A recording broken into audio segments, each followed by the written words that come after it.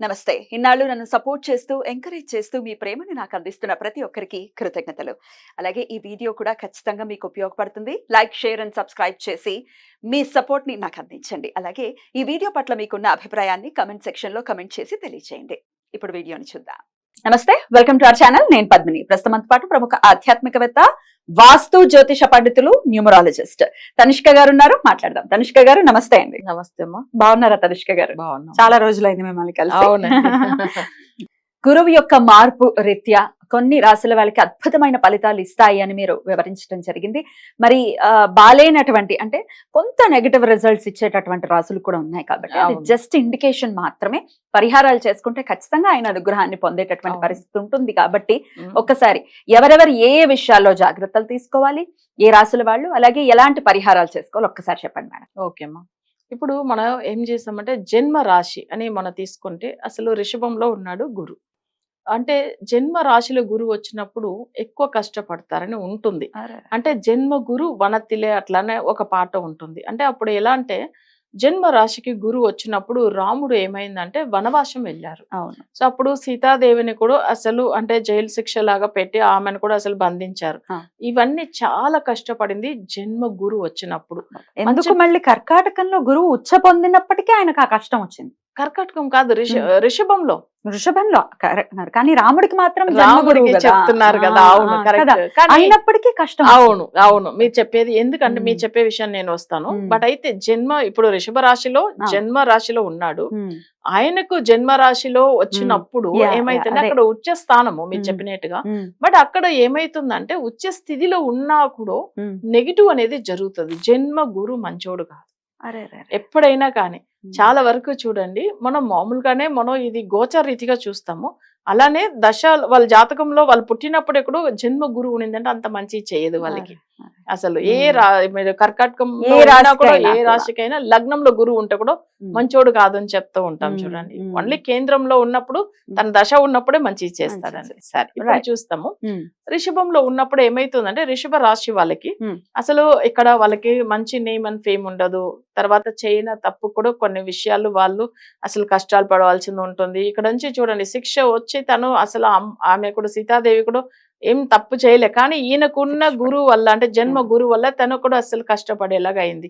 అంటే చాలా వరకు ఎన్ని అంటే వాళ్ళకి అసలు ఏదో ఒక సమస్య వచ్చి రుణ బాధలో లేకపోతే వేరే ఇష్యూస్ వచ్చానో వాళ్ళు అక్కడ నుంచి బయట ఊరికి వెళ్ళిపోయి అసలు మరిగి ఉండేలాగా ఉంటుంది. సో వాళ్ళకి ఏమైతుందంటే జాతకంలో జన్మ గురువు వచ్చినప్పుడు అసలే మంచి ఫలితం ఉండదు అని చెప్తారు. ఇంకా చాలా వరకు చూసామంటే మనం కొన్ని విషయాలు ఇప్పుడు జన్మ గురు గురించి మాట్లాడుతున్నప్పుడు ఇంకా వేరే విషయాలు కూడా మనం మాట్లాడవలసింది ఉంటుంది. ఎందుకంటే ఇప్పుడు వీళ్ళు వచ్చి ఏమైతుందంటే అడవికి పోయినది కాకుండా అక్కడ వచ్చి ఏమైతుంది చాలా కష్టాలు పడారు. అసలు ఒక సుఖం లేదు. పెద్ద రాజుగా ఉండే ఆయననే అంత బాధపడిండు.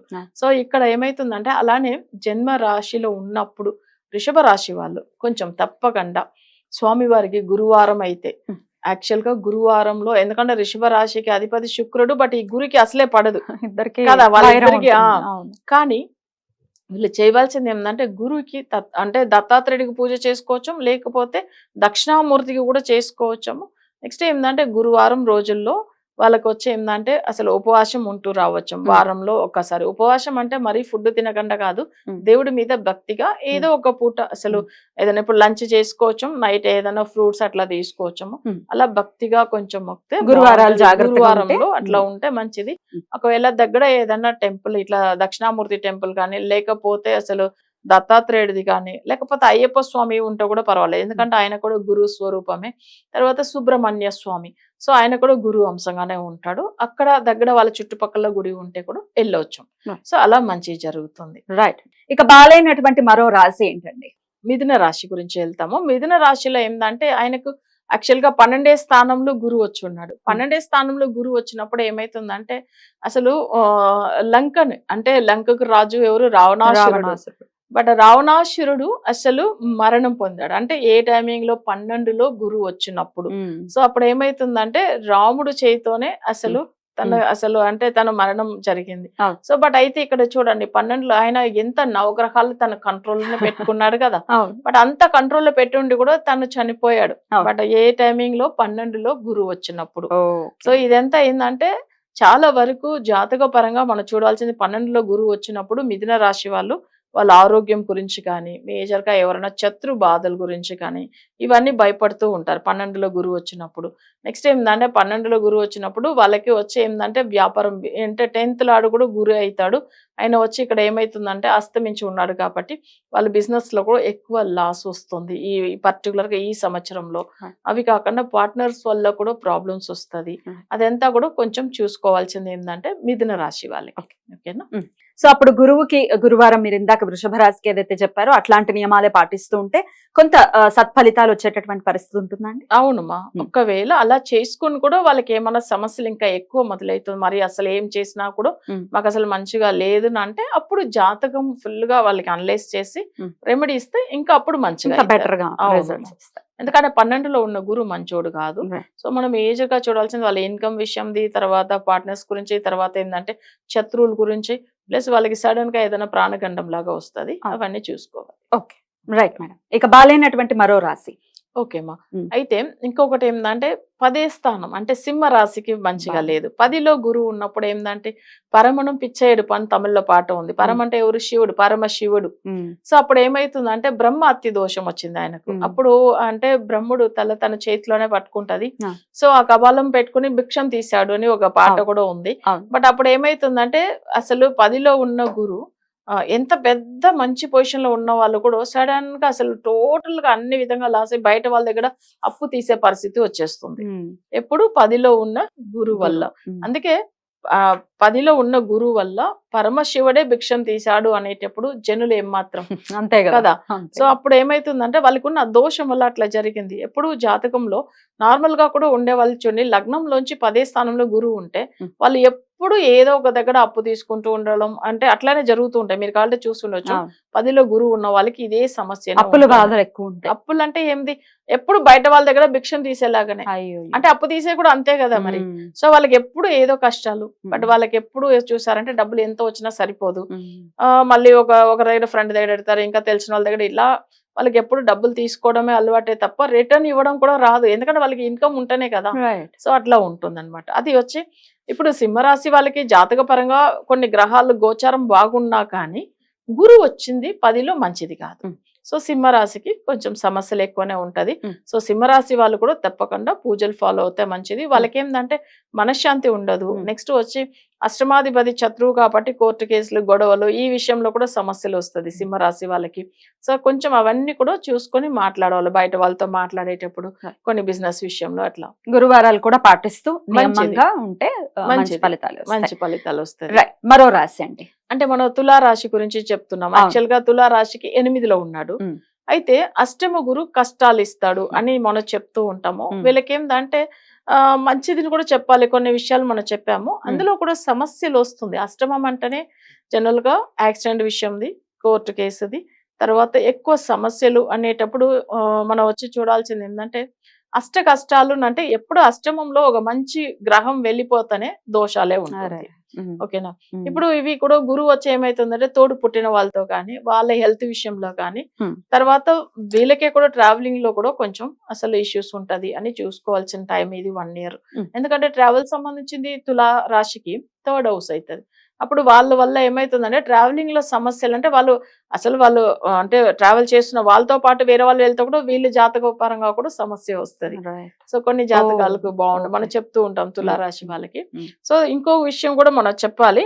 ఎందుకంటే జనరల్ గా చూడండి, ఎప్పుడో ఒక అంటే అష్టమ స్థానంలో ఉన్నప్పుడు ఇంకొకటి ఏమైతుందంటే ఈయన వాలి ఉన్నట్టు సుగ్రీవన్ వాలి, వీళ్ళిద్దరు కూడా ఏమైతుందంటే సో అప్పట్లో రాజులుగా ఉన్నాడు.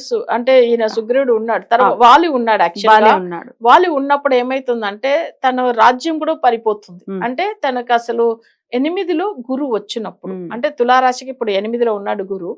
ఆల్రెడీ రాజుగా ఇప్పుడు సపోజ్ ఏదైనా పొలిటికల్ లో ఉన్నారు అనుకోండి, వాళ్ళకి ఏమైతుందంటే ఒక రాజకీయంలో ఉన్న వాళ్ళు కూడా ఈ తులారాశి వాళ్ళకి ఏమైతుందంటే 8లో వచ్చిన గురువు వల్ల వాళ్ళు అసలు ఆ రాజకీయంలో ఉన్న మంచి పొజిషన్ లో ఉన్నది కూడా వాళ్ళు డౌన్ అయిపోతారు. లేకపోతే కూడా వాళ్ళకి అసలు రాజ్యమే లేకుండా కూడా ఉంటదని ఒక పాట. సో అది నిజం కూడా. ఎందుకంటే అప్పుడు వాళ్ళకి అన్ని కష్టాలు వచ్చింది చూడండి. అసలు నిజంగా అంటే సుగ్రీవుడికి హెల్ప్ చేశాడు రాముడు, కానీ ఇక్కడ ఏంటంటే వాళ్ళు అసలు అంటే ఓడిపోతాడు కదా అసలు గెలవలేకుండా, బట్ అందుకే ఆ రాజకీయం ఆయనకు అప్పుడు పోయింది. సో అంటే 8లో గురువు ఉన్న దాని వల్ల. ఓకే, బట్ అయితే ఇంకా మనం చూడాల్సింది ఏంటంటే 6లో గురు అంటే ఇప్పుడు వచ్చి ధనురాశి వాళ్ళకి 6లో గురువు ఉన్నాడు. సత్యమాముని అటని ఒక ఋషి అన్నమాట. అప్పుడు ఏమైందంటే ఆయన ఋషి అంటే అసలు చాలా మంచి అతను. అది కూడా ఎట్లా ఉంటాడంటే చాలా స్ట్రైట్ ఫార్వర్డ్. అట్లా ఉన్న ఒక ఋషికి ఎంత పెద్ద ఘోరం ఉంటే అసలు తను ఉన్న ఆ టైమింగ్ లో దొంగతనం అనేది దొంగలు వేరే దగ్గర దొంగిల్చారు, కానీ ఈయన వచ్చి అక్కడ ఉండడం వల్ల ఈయనకు శిక్ష పడింది. అంటే 6లో గురువు ఉంటే సత్యమా ముని అంటే సత్యం అంటే ఏంది, నిజాయితీగా ఉన్న గురు, ఆయన ఒక ఋషి, ఆయన కూడా కష్టం తప్పలేదు 6లో ఉన్న గురువు వల్ల. చెయ్యని తప్పుకి శిక్షలు పడేటటువంటి పరిస్థితి. అవును, 6లో గురువు వస్తే అట్లని ఒక అది కూడా పాటలోనే, ఇప్పుడు కాదు ఇవన్నీ ఎప్పట్లో రాసి పెట్టింది ఇవన్నీ అసలు చెప్పాలంటే. అయితే కానీ ఇవంతా గోచార రీతిగా ఇవన్నీ నిజంగానే జరుగుతుంది. సో అది కాకుండా ఏంటంటే ఇప్పుడు మనం ఇంకొక విషయం చూడాలి. ఇప్పుడు 3లో గురువు ఉంటే ఏం జరుగుతుంది అని మనం అది కూడా మాట్లాడాలి. ఇప్పుడు వచ్చి ధనురాశికి మాట్లాడాము, అది కాకుండా ఇంకా కుంభరాశికి వెళ్ళాలి. కుంభరాశికి 4లో గురువు 4లో వచ్చాడు. ఆ విషయం కూడా మనం మాట్లాడతాం తప్పకుండా. సరేమా, ఇప్పుడు వచ్చి 4లో గురు కుంభరాశికి యాక్చువల్ గా 4లో గురువు ఉన్నప్పుడు ఈ ధర్మపుత్రులు ఏందంటే వీళ్ళు అంటే సూదాటం, వాళ్ళు ఆ గేమ్ లో ఓడిపోతారు కదా, దాని వల్ల అడవికి వెళ్ళారు. అంటే ఇప్పుడు కూడా చూడండి, ఇప్పుడు గ్యాంబ్లింగ్ ఎక్కువ జరుగుతాయి, దాంట్లో ఇన్వెస్ట్ చేస్తారు 4లో గురువు కుంభరాశి వాళ్ళు. తర్వాత షేర్స్ లో కానీ అది కూడా ఏంటంటే వేరే వాళ్ళు ఏదన్నా అసలు జస్ట్ ఆన్లైన్ లో ఏదో ఒక డబ్బులకు ఆశపడి అసలు వాళ్ళు లాస్ చేసుకుంటారు. అంటే ఇదంతా ఏంటంటే మనకు తెలియకుండా మనకు ఒక మాయలాగా మార్చేస్తుంది ఆ గురువు 4లో ఉన్నప్పుడు. అంటే అప్పుడు ఏమైతుందంటే ఎంత పెద్ద రాజ్యంలో ఉన్న వాళ్ళు ధర్మపుత్రులు వీళ్ళు కూడా అసలు అడవికి వెళ్లే పరిస్థితి వచ్చింది. అది కూడా ఏంటంటే వీళ్ళు ఎట్లాంటిది విషయం ఇట్లా చూడండి, మనం ఎప్పుడైనా కానీ కార్డ్స్ అవన్నీ ఇప్పుడు చెప్తాము, అప్పట్లో ఉన్నది కొన్ని ఉంటాయి కదా, అసలు దాన్ని తెలుగులో ఏమంటారు ఇవి ఆడతారు కదా పేకాట. ఇప్పుడు అప్పట్లో మనవి డైస్ ఆడతారు, అది తెలుగులో జూదం ఆడతారు కదా. దాంట్లో చూడండి అసలు వీళ్ళు ఏం చేస్తారు, అసలు ఆయన మరి సగుని వల్ల అసలు తను ఎప్పుడు ఓడిపోతూ ఉంటాడు కదా. సో తర్వాత ఏంటంటే వీళ్ళంతా అసలు ఆ టైమింగ్ లో వాళ్ళకి అసలు మైండ్ పని చేయవు అసలు 4లో గురువు ఉన్నప్పుడు. సరే ఇప్పుడు కుంభరాశి వాళ్ళకి కూడా సేమ్ ఇదే ఇష్యూ. వీళ్ళు ఏంటంటే ఆన్లైన్ లో ఏదన్నా అసలు అనుకోకుండా ఎవరైనా ఒక మాట అన్నారని ఇన్వెస్ట్ చేయడం చాలా తప్పు. ఏదన్నా కొన్ని విషయాలు ఆన్లైన్ లో చాలా వరకు ఏంటంటే ఇప్పుడు నిన్న కూడా ఒక క్లయింట్ చూసాము, వాళ్ళకి కూడా అసలే బాగాలేదు. జస్ట్ వాళ్ళు ఒక 5,000 పెడితే 20,000 ఇస్తామని, బట్ ఇట్లా చీటింగ్ ది కొన్ని కంపెనీస్ జరుగుతాయి. అది ఎలా నమ్ముతాం? అదే కదా అసలు ఎవరి నుంచి ఎవడిస్తాడు, ఎవరి జేబులో నుంచి డబ్బులు అసలు. ఇంకా తను అసలు చూడండి వాళ్ళ ఏంది అంత మంచి ఎడ్యుకేటెడ్ తను, అసలు చెప్పాలంటే అలాంటి వాళ్ళు కూడా ఎట్లా ఇవన్నీ నమ్మి పని చేయట్లేదు చూడండి. ఎందుకంటే ఇప్పుడు వీళ్ళు కూడా ధర్మపుత్రులు ఎంత తెలివైన వాళ్ళు, వీళ్ళందరూ కూడా మంచిగా పంచపండు మీకు తెలుసు అసలు వాళ్ళకి మంచి నాలెడ్జ్ ఉంది. కానీ ఆయన ఎందుకు అలా వెళ్ళిపోయాడు? యాక్చువల్ గా ఏమైతుందంటే వాళ్ళకి 4లో గురువు ఉన్నప్పుడు బుద్ధి పని చేయదు అసలు. వాళ్ళకి ఏది వాళ్ళు ఎవరన్నా మాట్లాడినా బయట వాళ్ళని తొందరగా నమ్మేసి, ఇప్పుడు కూడా చూడండి వాళ్ళకి మాట్లాడిన వాళ్ళకి 25 lakhs లాస్ అంట. జస్ట్ వాళ్ళు ఒక 10,000 పెడితే వాళ్ళు 50,000 ఇచ్చినట్టుగా ఇచ్చి మళ్ళీ ఏం చేశారు, ఈ 50 పెడితే ఇంకా మీకు ఇంత వస్తుంది అంటే నమ్మేశారు 25 lakhs లాస్. సో అసలు ఎలా నమ్ముతారు అది అర్థం కాలేదు. కానీ ఇవన్నీ నిజం చూడండి, చాలా కాన్షియస్. అవును. సో కుంభరాశి వాళ్ళకి ఇంకొకటి మనం వచ్చి మాట్లాడవలసింది ఏంటంటే మీనరాశి వాళ్ళ గురించి. ఓకే, మీనరాశి వాళ్ళ గురించి మనం చూసామంటే 3లో గురువు వచ్చినప్పుడు దుర్యోధనుడే అసలు మీకు తెలుసు అసలు వీళ్ళని అంతే పంచపాడు వాళ్ళు ఎంత బాధ పెట్టాడంటే అసలు ఆ రాజ్యం అంతా తనది. అట్లా ఉన్నాడు కదా దుర్యోధనుడు. అసలు దుర్యోధనుడు అన్ని చేసుకున్నాడు. ఆయనకు 3లో గురువు వచ్చినప్పుడు చనిపోయాడు. సో అది మేజర్ ప్రాబ్లం ఆయనకు. ఇంకొకటి 3లో గురువు ఉన్నప్పుడు ఏమైతుందంటే సహోదర స్థానం వల్ల సమస్య ఉంటది, తర్వాత చుట్టుపక్కల ఉన్న వాళ్ళతో సమస్య ఉంటది. నెక్స్ట్ వచ్చి 3లో గురువు ఉన్నప్పుడు తనకేందంటే ఇప్పుడు మీనరాశికి గురువు వచ్చి జన్మరాశి అధిపతి 10వ స్థానం అంటే ఇన్కమ్ సంబంధించింది, ఆ విషయంలో సమస్య వస్తుంది మీనరాశి వాళ్ళకి. నెక్స్ట్ వచ్చి వాళ్ళు ఏదైనా జ్యువెల్స్ కానీ ఏదైనా బ్యాంక్ లో కానీ బయట వీళ్ళు కొంచెం కంట్రోల్ చేసుకుని గురువారం రోజుల్లో పూజలు చేసుకుంటే చాలా వరకు బాగుంటుంది. రైట్, ఇప్పుడు చెప్పిన రాశులన్నీ కూడా ఇండికేషన్ మాత్రమే కాబట్టి డెఫినెట్ గా గురువు ఆరాధన చేస్తూ ఈ సంవత్సరాన్ని జాగ్రత్తగా డీల్ చేయాలి ఈ రాశుల వాళ్ళు, 7 రాశుల వాళ్ళు ఇంచుమించుగా.